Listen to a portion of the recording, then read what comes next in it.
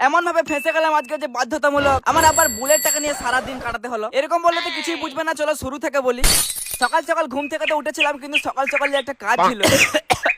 এত শরীর খারাপ, বিয়েটা আমার করতে হবে। হ্যাঁ, দেখতে পাচ্ছ একটা নতুন প্যান্ট। আসলে প্যান্টটা আমার থেকে বয়স অনেকটাই বড়, ওটাকে কেটে ছোট করতে হবে। বাড়িতে তো হবে না, তাই আমি যাবো একটা টেলারের কাছে। কিন্তু দুঃখের বিষয় এইদিকে আমার স্কুটির চাবি খুঁজে পাচ্ছিলাম না, তাই জোর গলায় আমার বইয়ের শাশুড়িকে ডাক দিলাম, মা চাবিটা কোথায়? তারপরে জানতে পারি আমার স্কুটি নিয়ে আবার আমার বইয়ের শ্বশুর কোথায় চলে গিয়েছে।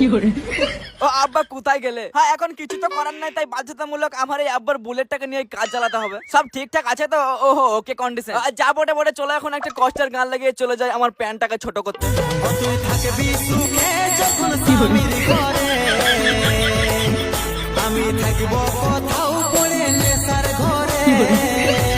তারপর টেলার অফিসে এসে দেখি ও মাই গড, অফিস তো বন্ধ।